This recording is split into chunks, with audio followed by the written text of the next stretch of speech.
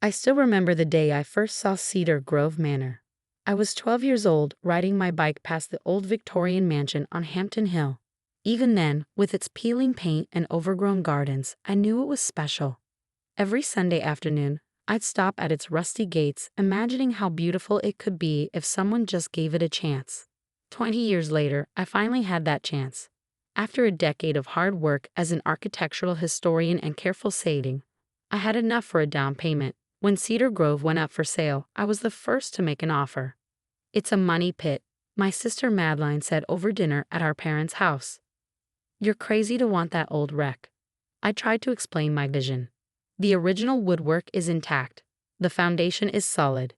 Yes, it needs work, but—" "What Madeline means," Mom interrupted, "is that it's not a suitable home for someone in your position.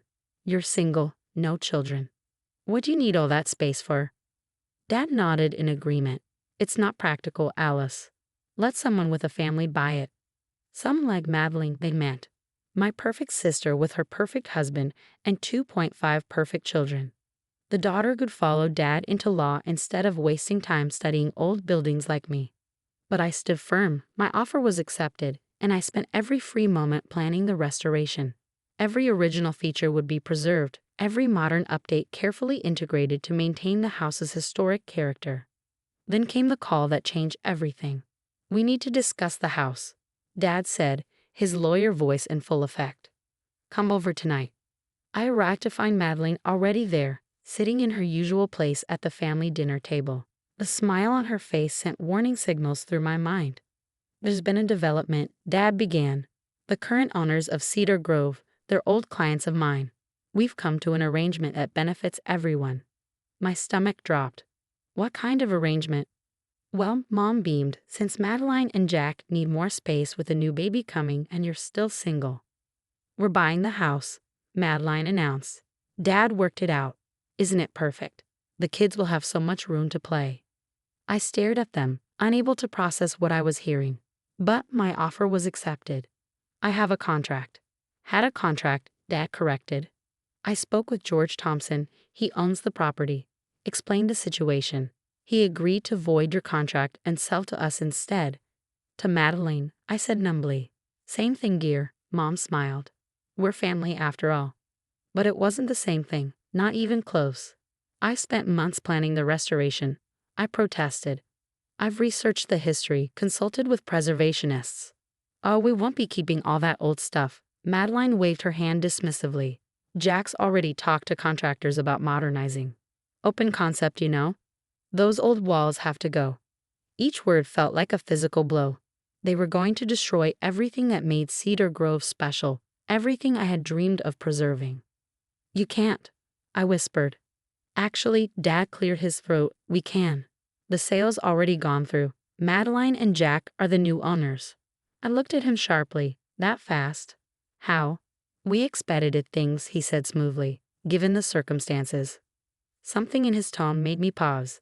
Dad was using his courtroom voice, the one that always hid something. "What circumstances?" "Well," Mom jumped in, "Madeline needs the space more than you do. She has a family to think about. And since you're doing so well in your career—" The pause before career spoke volumes about her opinion of my profession. "So you just took it? Just like that?" "Don't be dramatic," Madeline sighed. "We didn't take anything. We bought it fairly." "For how much?" The silence that followed was deafening. "That's not important," Dad said finally. "How much?" Madeline examined her manicure. $1. The room spun. $1. "You bought my dream home for $1. "It's a common practice," Dad began, but I cut him off. "Common practice? To void my legitimate contract and sell a historic property worth millions for $1. "The exact terms are complicated," he said stiffly. "There were other considerations." "Like what?" "That's privileged information between myself and my client." I stood up so quickly my chair fell backward. "Your client? You mean you represented both sides of this transaction? Isn't that a conflict of interest?" "Sit down, Alice," Mom snapped. "You're making a scene." But I was done sitting down. Done being the good daughter who accepted their decisions without question. "You know what the worst part is?" I said quietly. "Not that you took my dream away. Not even that you gave it to Madeline for nothing. It's that you really believe you did nothing wrong. We did what was best for the family, Dad insisted. No, I corrected him. You did what was best for your favorite daughter. Like always. I walked out of their house that night and didn't look back. Let them have their family dinners without me. Let them congratulate themselves on how cleverly they'd manage everything. But something nagged at me. The speed of the transaction. Dad's careful evasions about the other considerations. The fact that George Thompson, who'd been so enthusiastic about my restoration plans, had suddenly changed his mind. It took 3 months of research and calling in every professional favor I had, but I finally found what they tried to hide. The truth about Cedar Grove Manor, and why they'd been so desperate to get it for Madeline before anyone else could look too closely. My phone rang as I sat in my apartment, surrounded by property records and historical documents. It was my friend Lisa at the county records office. You were right, she said without preamble. There's something very wrong with that sale, and it goes back a lot further than your sister's purchase. I looked at the papers spread across my desk, decades of ownership records, building permits, and something else. Something that would change everything. How bad? I asked. Bad enough that when this comes out, your father could be disbarred. And that's just the beginning. I smiled, thinking of Madeline's smug face as she announced her ownership of my dream home, of Dad's careful legal maneuvering, of Mom's dismissal of my dramatic reaction. They thought they'd won. They thought they'd put me in my place once and for all. But they didn't know what I discovered. They didn't know that Cedar Grove Manor held secrets worth far more than its architectural heritage. And they certainly didn't know that their perfect $1 deal was about to become the most expensive mistake they ever made. 3 weeks after my discovery, I sat in the office of District Attorney Helen Martinez, watching her face as she reviewed the documents I gathered. She paused, shaking her head. This is unprecedented. Are you sure about these findings? I nodded, opening another folder. The original land grant from 1872, the trust documents from 1923, the preservation covenant from 1955. And here, I pulled out the key document, the Federal Historic Site designation that was mysteriously lost in 1985. When your father became George Thompson's attorney, Helen finished. Exactly. They've been hiding this for decades. Every sale, every transfer of Cedar Grove Manor has been illegal since then. The truth had been buried in layers of legal paperwork and conveniently missing documents. Cedar Grove wasn't just a historic house. It was a federally protected landmark. More importantly, it was held in perpetual trust for the preservation of its architectural and historical significance.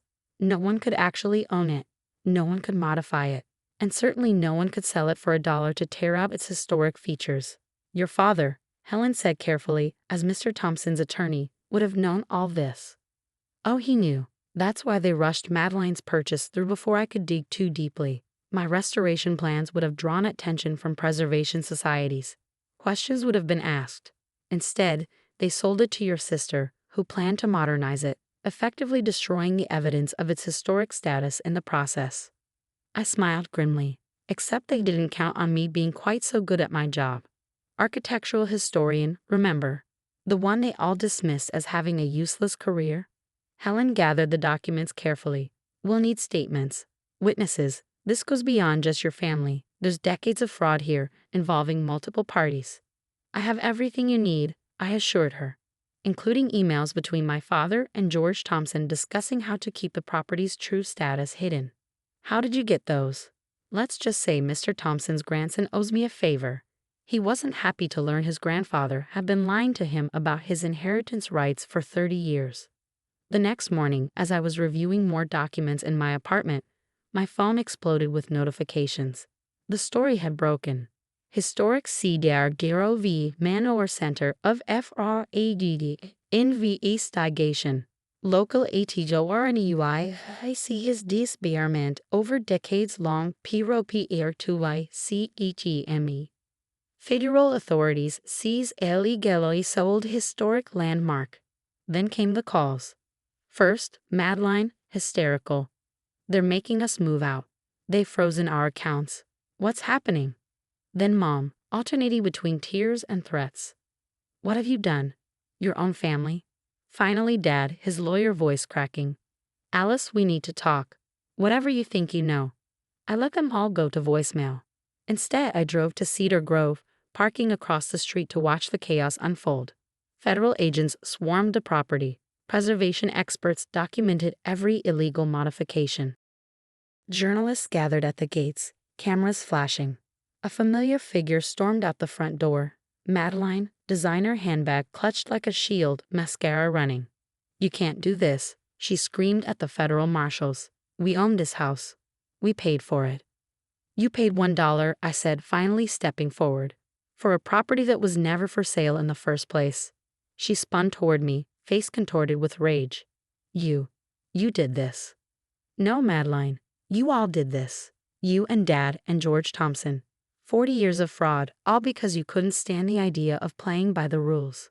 It's just an old house. It's a federally protected landmark held in perpetual trust for historical preservation, something Dad knew perfectly well when he helped George Thompson start falsifying documents in 1985. Your father," a new voice interrupted, "has bigger problems than real estate fraud at the moment." Helen Martinez approached, flanked by federal agents. "We've just executed a search warrant at his office. The Cedar Grove documents were just the beginning. Care to guess what else we found?" I could guess. Dad's careful arrangements for special clients hadn't started or ended with Cedar Grove. "You've destroyed this family," Madeline spat. "No," I corrected her. "I exposed the truth. There's a difference." Later that evening, as the sun set behind Cedar Grove's distinctive turrets, I stood in what would have been my library. The room was half demolished, Madeline's modernization arrested mid-destruction. "Miss Harrison." A preservation expert approached, carrying blueprints. "We found your restoration plans in the county archives. The trust board is very impressed. They'd like to talk to you about overseeing the rehabilitation." I touched the original walnut paneling, still perfect under decades of neglect. "What about my father's legal issues?" "That's out of our hands. But given your role in exposing the fraud and your obvious commitment to historic preservation." I smiled. "When do we start?" Over the next year, Cedar Grove transformed. Not into Madeline's modernized showpiece, but into the carefully restored historic landmark it was always meant to be. Every detail I dreamed of preserving was brought back to life. Dad was disbarred, his other arrangements for special clients coming to light one by one. Madeline and Jack, their assets frozen pending investigation, moved in with Mom. George Thompson faced federal charges. And me? I was appointed permanent curator of Cedar Grove Manor, living in the caretaker's cottage and overseeing its preservation for future generations. Was it worth it? Lissa asked one evening as we sat in the restored garden. "Going up against your whole family?" I looked at the house, glowing in the sunset. Every window restored, every architectural detail preserved.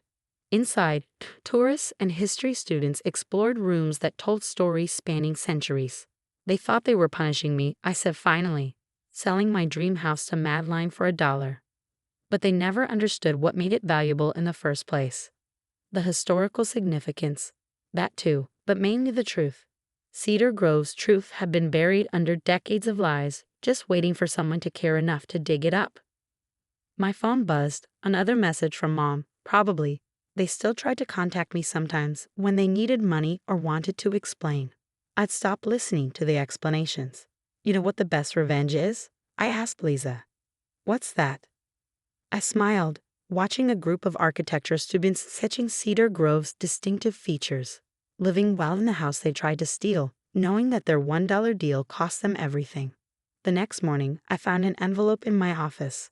Inside was a single document, the original dollar bill Madeline had used to buy Cedar Grove. Across it, someone had written, "Some things are worth more than money." I pinned it to my bulletin board next to my preservation awards and the newspaper article about the fraud investigation. A reminder that sometimes justice comes not in the form of revenge, but in the simple triumph of truth over lies. They had tried to take my dream and give it to Madeline for $1. Instead, they had given me something far more valuable, the chance to protect Cedar Grove forever, ensuring that no one else could ever treat it as a mere commodity to be bought and sold. That was worth more than any dollar they could ever spend.